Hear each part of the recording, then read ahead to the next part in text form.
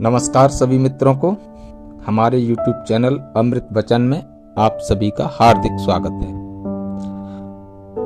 दोस्तों, आज मैं आपको ऐसी एक कथा के माध्यम से, एक ऐसे दृष्टांत के माध्यम से आपको बताने जा रहा हूं जिसमें आप जान पाएंगे कि हमारे 18 पुराणों के अंदर क्या लिखा हुआ है, क्या संदेश है।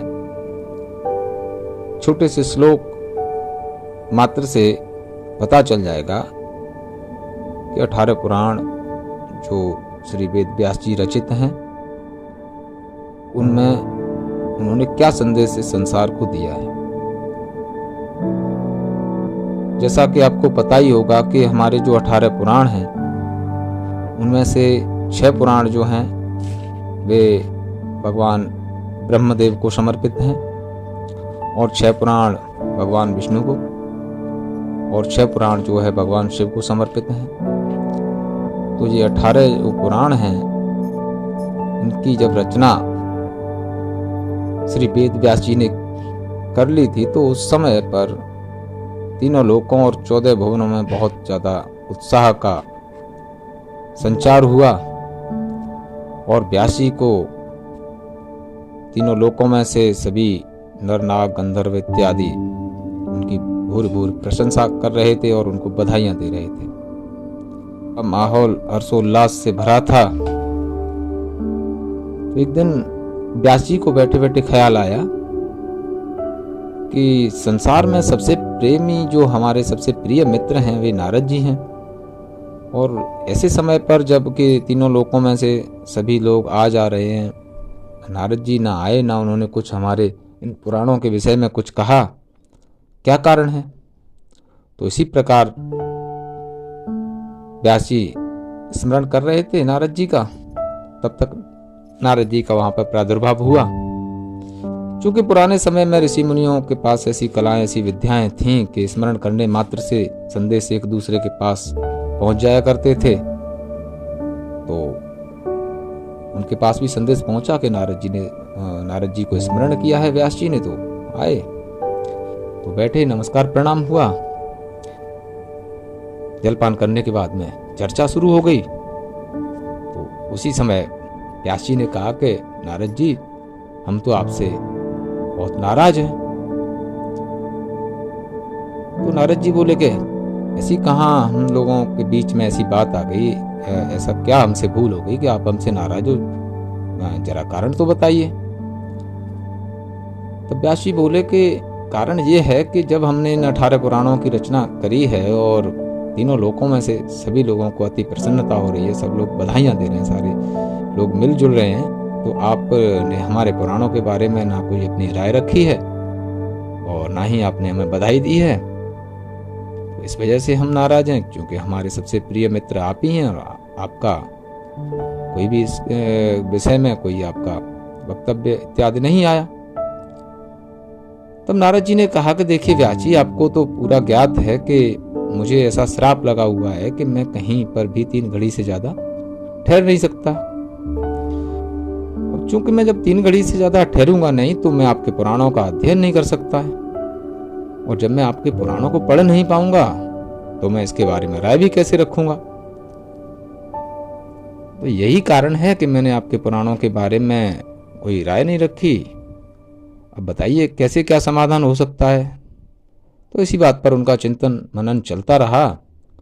उसके कुछ देर बाद फिर नारद जी बोले कि देखिए व्यास जी, अगर आप चाहते हैं कि मैं आपके पुराणों के बारे में जानूं तो कृपया करके आप जो है इसको संक्षेप में मुझे एक श्लोक के माध्यम से बताइए कि आप इन 18 पुराणों के माध्यम से क्या संदेश देना चाह रहे हैं जनमानस को। क्योंकि जब तक ये संसार रहेगा तब तक इन आपके पुराणों के माध्यम से लोग शिक्षा और ज्ञान प्राप्त करते रहेंगे, तो मुझे कृपया संक्षेप में बताइए। तो फिर इस विषय पर व्यास जी बड़े गंभीर हुए। उन्होंने कहा, नारद जी कैसी बात कर रहे हैं, जब ये एक एक पुराण में हजारों हजार श्लोक हैं और इतने बड़े पुराण मैंने लिखे हैं, उनको एक श्लोक के माध्यम से उनका मैं कैसे बता सकता हूँ। पर विचार करने योग्य विषय तो अवश्य है कि मैं कहना क्या चाहता हूँ। तो नारद जी ने कहा कि इसके लिए आप समय रखिए, आप आराम से बता देना। तो व्यास जी बोले, जी ठीक है, आप मुझे कुछ समय दीजिए, मैं प्रयास करता हूँ। ऐसा कहकर नारद जी अपने धाम को चले गए। व्यास जी ने विचार किया और सारे पुराणों का पुनर्अध्ययन किया। और पुनर्अध्ययन करने के बाद में फिर उन्होंने एक जो निष्कर्ष निकाला उसको एक श्लोक के माध्यम से व्यक्त किया। वो श्लोक है, अष्टादश पुराणेषु व्यासस्य वचनाद्वयम् परोपकाराय पुण्याय पापाय परपीडनम्।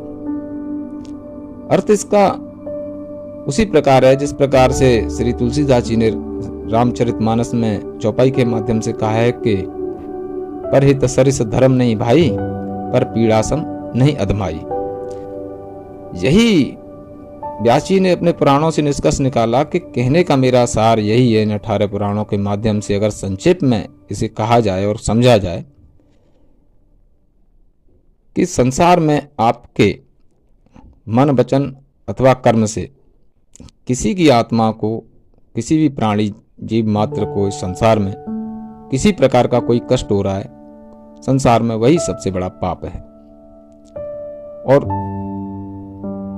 यदि आपके किसी भी कर्म से, आपके मन, वचन, कर्म से किसी भी प्राणी मात्र को किसी भी प्रकार की प्रसन्नता होती है, उसकी आत्मा को सुख प्राप्त होता है, तो यही संसार का सबसे बड़ा पुण्य का काम है। तब व्यास जी ने जो श्लोक तैयार कर लिया, उसके बाद पुनः नारद जी का आगमन हुआ। तो उन्होंने बताया कि देखिए नारद जी, मैंने इस तरीके से इसका निष्कर्ष निकाला है। तब नारद जी को भी अच्छा लगा। बोला, बिल्कुल आपने सही तरीके से मतलब मुझे समझाया, इसके लिए आपका बहुत बहुत धन्यवाद। क्योंकि मैं आपके 18 पुराणों को पढ़ तो नहीं सकता था समय के अभाव के कारण, और आपने एक श्लोक के माध्यम से मुझे समझाने की जो कृपा करी है, मैं उसका बहुत आभारी हूँ। तो ये तो रही नारद जी की और व्यास जी की मित्रता की एक छोटी सी कथा। लेकिन हम लोगों को, संसार के प्रत्येक प्राणी को ये बात समझनी चाहिए कि संसार में सबसे बड़ा जो पाप है वह यही है कि हमारे किसी भी प्रकार से, हमसे मन, वचन, कर्म से किसी भी आत्मा को, किसी जीवात्मा को, छोटे से बड़े किसी जीव को किसी प्रकार का कोई कष्ट ना पहुंचे, ऐसा हमारा प्रयास होना चाहिए। और हमारा प्रयास यह भी होना चाहिए कि इस पूरी प्रकृति में, पूरे संसार में हमारे द्वारा किसी को कोई प्रसन्नता मिलती है, छोटी मोटी, या उससे भी कुछ हम बेहतर कर सकते हैं, अच्छा कर सकते हैं, तो उसके लिए हमेशा हमें तैयार रहना चाहिए और किसी को कष्ट नहीं देना चाहिए। नमस्कार, धन्यवाद।